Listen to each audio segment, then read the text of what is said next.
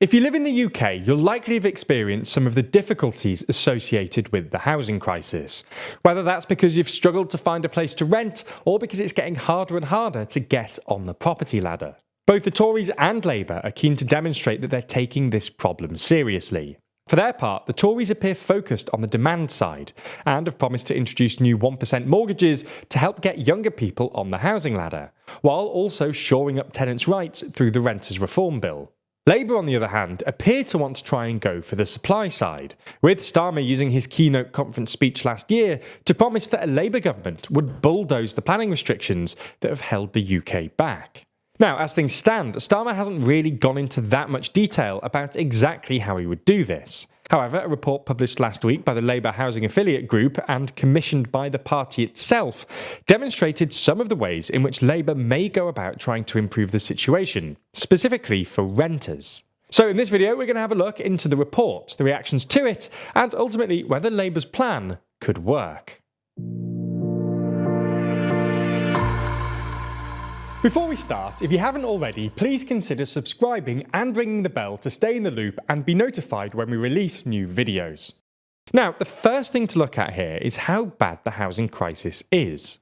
As the Labour Housing Group points out at the start of their report, right now the UK has the lowest rate of home ownership in Europe, and the private rented sector has more than doubled since 1980. It's not hard to see why this problem has arisen. The decade between 2010 and 2020 saw the lowest number of houses built for any decade since the Second World War. This has led to housing being one of the most important issues for voters. In a poll from YouGov on the 13th of May, housing was shown as voters' fourth most important policy area, behind only the economy, health, and asylum and immigration. In fact, a YouGov poll from back in January paints an even bleaker picture of public opinion on housing. It shows that in every age group polled, people believe that teenagers are going to find it much harder to buy a home than their parents' generation. And, well, if younger people aren't able to purchase their own home, the result of this inevitably is that they have to spend more of their own time and money renting. Now, as we said at the start, Labour have so far committed to trying to fix this problem by making it easier to build homes. In fact, when we interviewed Shadow Chancellor Rachel Reeves last year, she was keen to point this out too. Keir has set an ambition that he wants 70% of households to own a home of their own. We are well off of that today. Now, the first thing we need to do to get there is to build more housing. But there are other things that are necessary as well, and we've started to set out some of our plans about how we're going to free up the planning system and get the diggers in the ground and get Britain building again. So, other than the vague commitment to build more houses, and thus make it easier for people to get on the property ladder, what could Labour actually do when it comes to renting? Well, the aforementioned report has a few key recommendations. It's key, before going into what these are though, to point out that the report is only produced by a Labour-affiliated group and does not represent the party's actual policies. However, it is possible that the party uses this report to develop their housing policies in the run-up to the election. It's also important to point out that the report focuses specifically on renting. Anyway, disclaimers aside, let's have a look at what it says. In total, the report has 5 recommendations. The first is the somewhat ambiguous recommendation that the party should take a holistic approach to housing. The second is to create and update what they term the National Landlords Register, or NLR. The list, which landlords would be required to sign up to, would make public a landlord's properties and rent. It would also oblige them to demonstrate compliance with the PRS Decent Homes Standard. Now, while this sounds like a novel idea, it is actually already something that the Tories are looking into. As part of their Renters Reform Bill, the government has introduced something called the Property Portal, which is designed to be a central hub containing information about landlords' properties. The main advantage of this is that it would give would-be renters information about the quality of their potential new property. While this would be a big step for renters and make the renting market more transparent, it's not clear exactly how this would differ from the Tory offering, something that is, as things stand, still a little vague. The third recommendation is backing a ban on no-fault evictions. Again, something the Tories have promised to outlaw in the Renters Reform Bill.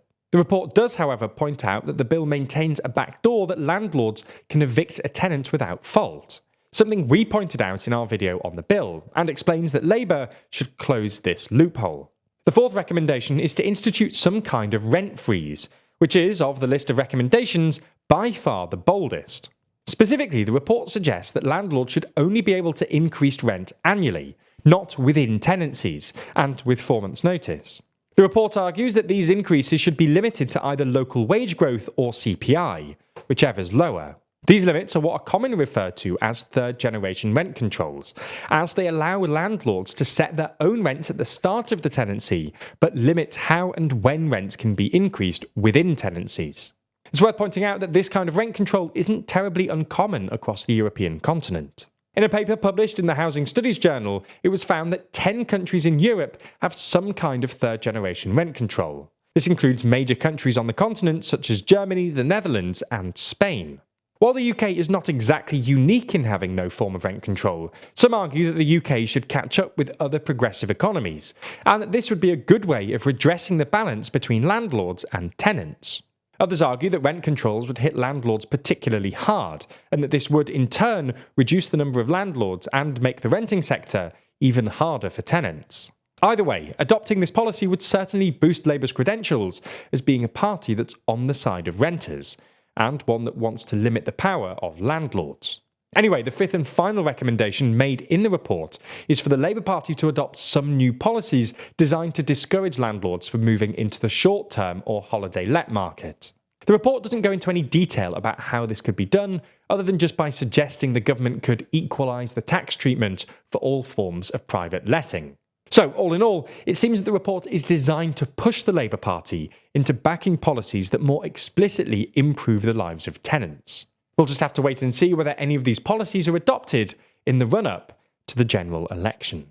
That's all for this video, but there's a whole world of TLDR content out there.